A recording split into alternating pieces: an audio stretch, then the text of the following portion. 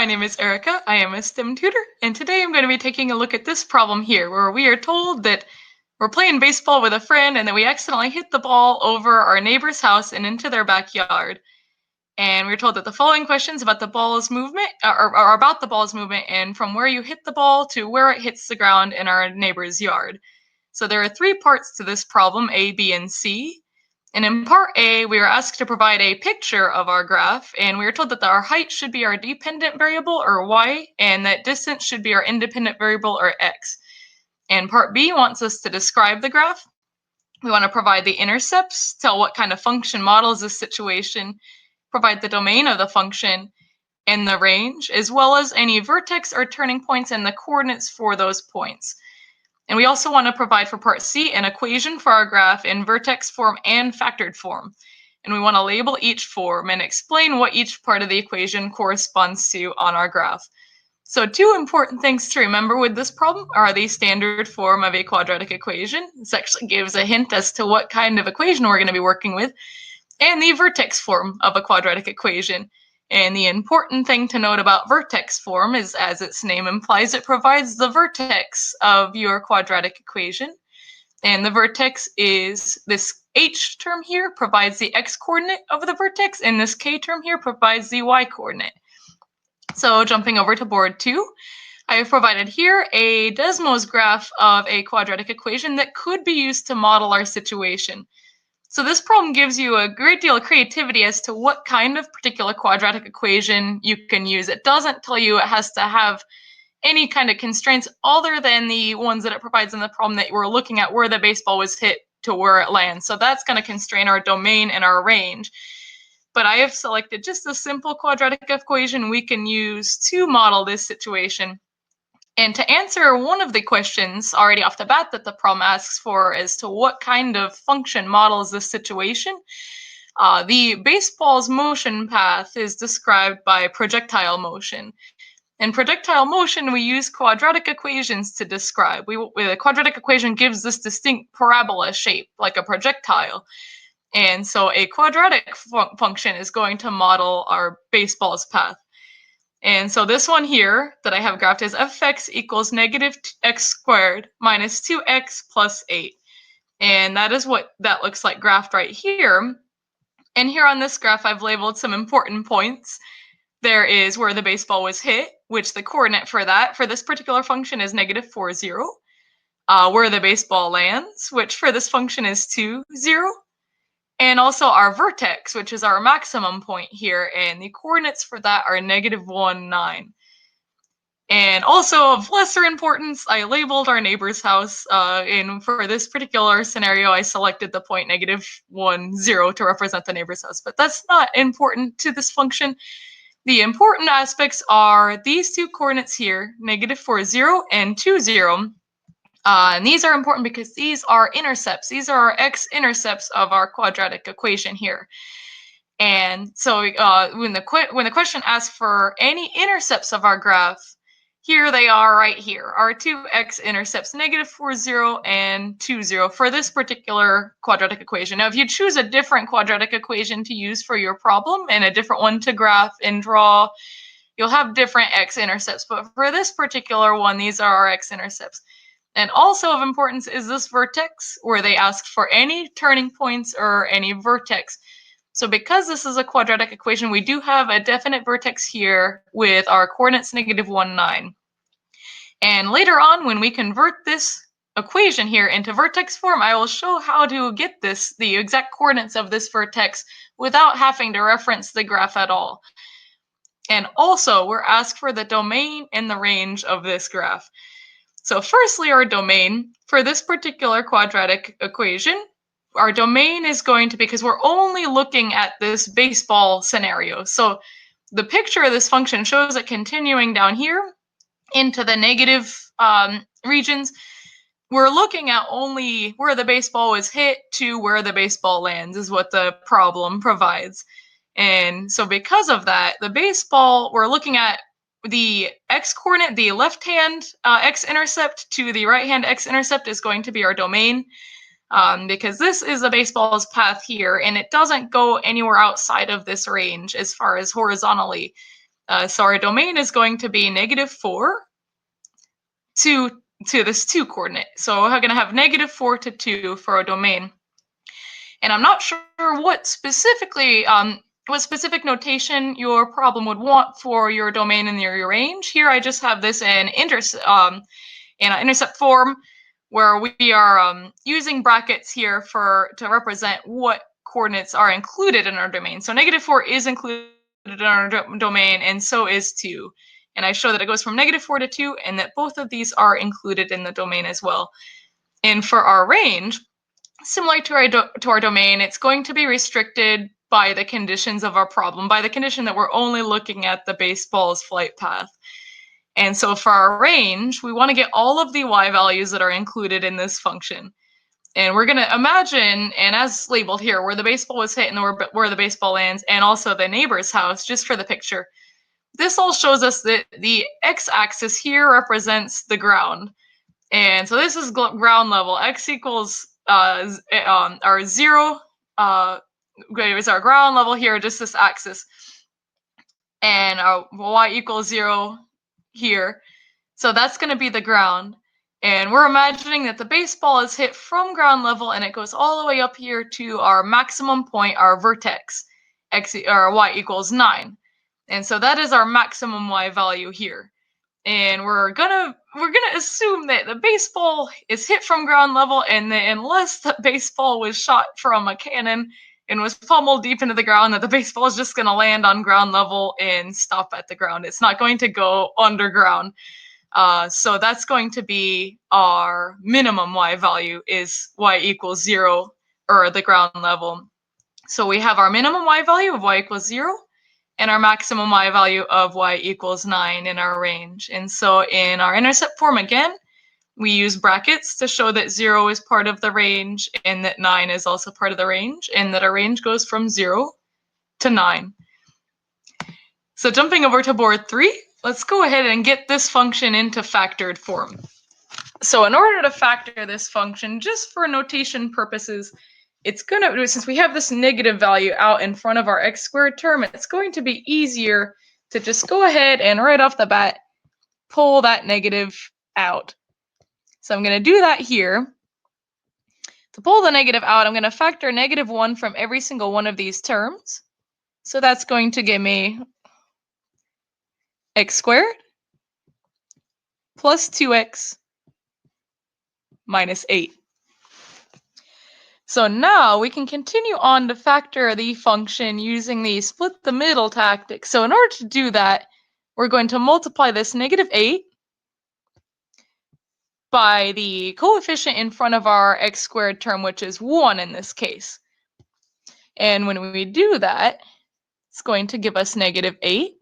And we want to identify two factors of -8 that when you add them together, give you 2, the coefficient of our middle term. And so right off the bat, I can identify two factors of -8 that will give 2 when summed. And they are a +4 times -2. So -2 times 4 will provide -8. And when you add those two together, you will get 2, our middle term. So we can go ahead and split our middle term into these two factors. So I'm going to go ahead and do that. F of x equals -x squared. And I'm going to do plus 4x minus 2x minus 8. That a little nicer. There we go. All right, and we can continue to factor this function. I'm going to pull, and I look at just these two terms. I'm going to pull an x out of it. When I pull an x out of x squared, it gives me x. And I pull an x out of 4x, that gives me 4.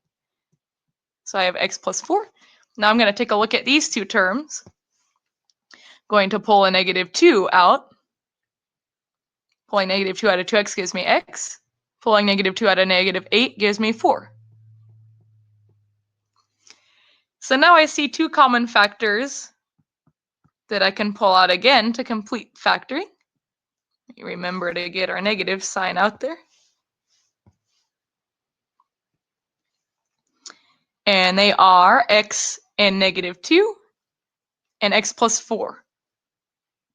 I can pull those out.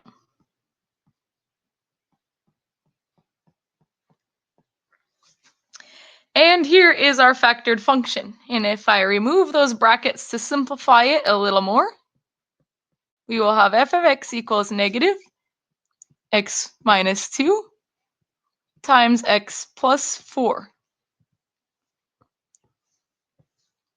So this is our quadratic equation in factored form. And the important thing about factored form and why this problem specifically asks for it is because in factored form, you can very quickly identify your x-intercepts. And in our case, our x-intercepts, you can find them by setting each of these terms equal to 0 and figuring out what value for x will make that true. So in our case, we could set x minus 2 equals to 0, and we'd see that we have an x-intercept at x equals positive 2. The same goes for this term x plus 4. If you set x plus 4 equal to 0, you'll see that the x value that makes that true is -4. So we have another x-intercept at -4. Just like what's seen on our graph, we have a x-intercept here at -4 and another one at 2.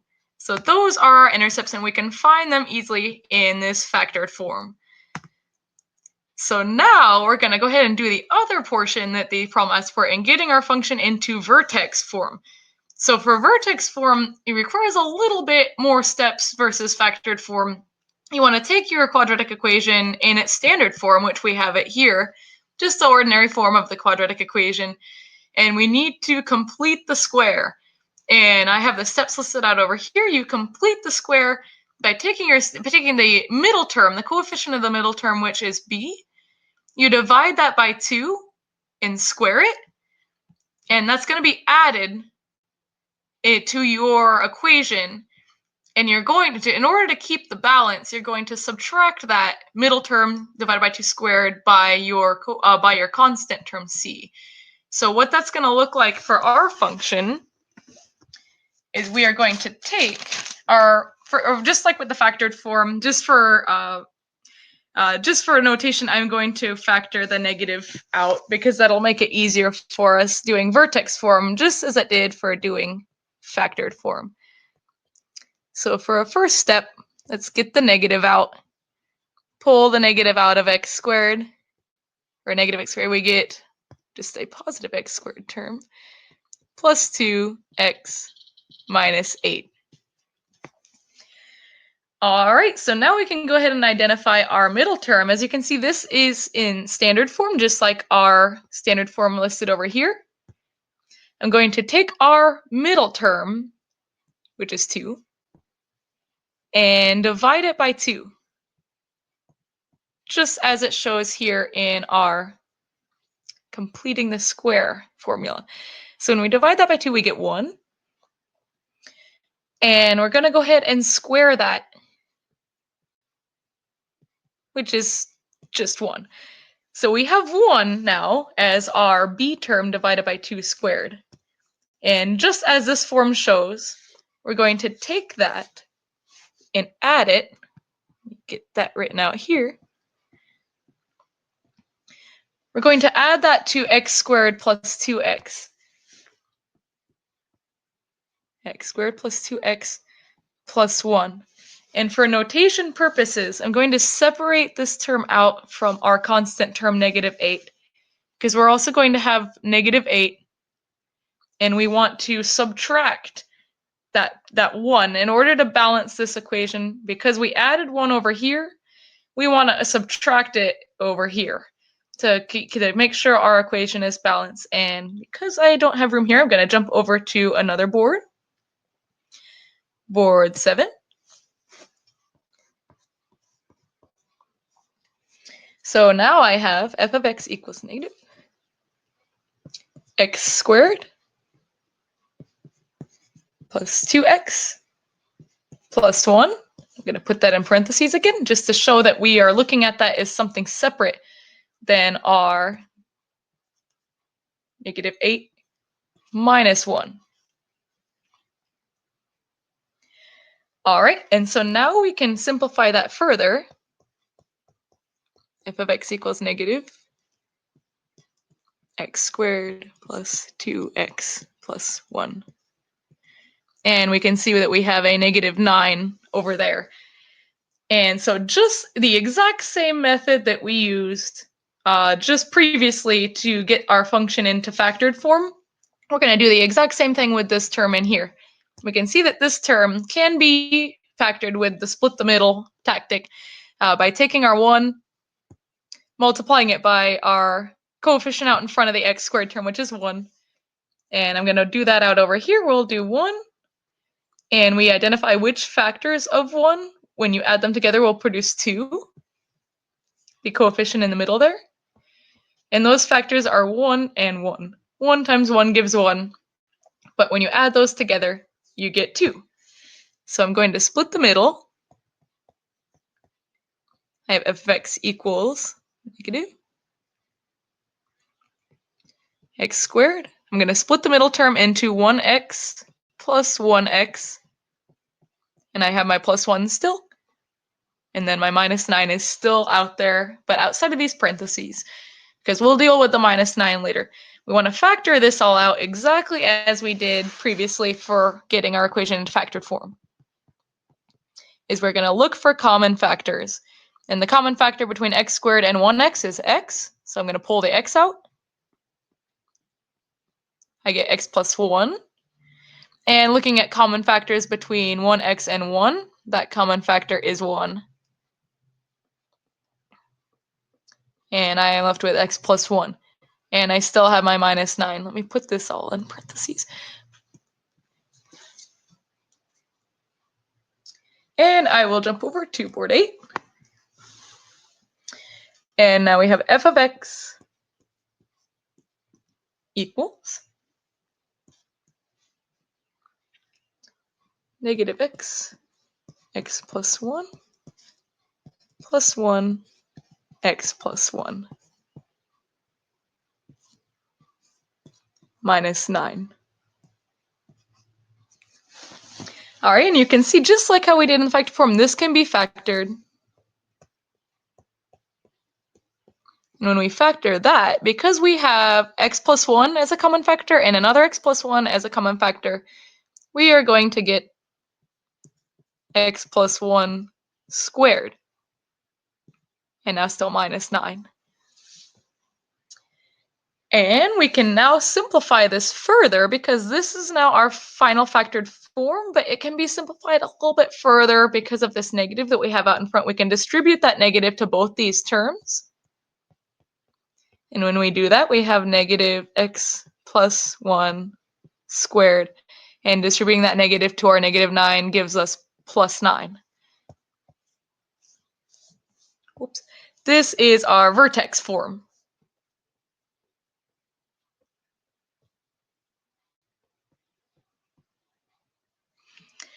And the important thing about vertex form, as we mentioned before, is that h and k, if I jump back over to board 1 to show our vertex form equation, and it is a times x minus h squared plus k. And so if we identify our h and our k values in our vertex form, remember that the standard form is x minus h. So in order for that to remain true, because we have x plus 1 right here, our h would have to be negative 1. In order to make, if we substituted negative 1 into x minus h, and if we have x minus negative 1, that'll give us x plus 1. So we have an h equals negative 1, and our k term, we just had we just had plus k in our vertex form, and we can see that our k is 9. So that would give our vertex, since our vertex is in the form of hk, we have a vertex of negative 1, 9.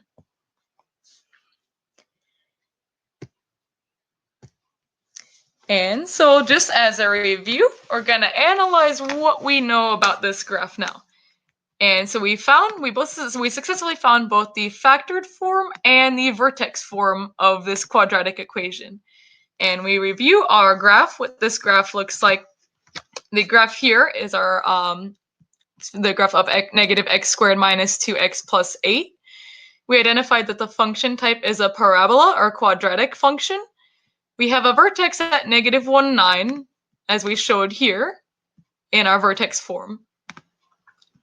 Our factored form we found to be f of x equals negative x minus 2 times x plus 4. And from the factored form, we identified x-intercepts as 2, 0 and negative 4, 0.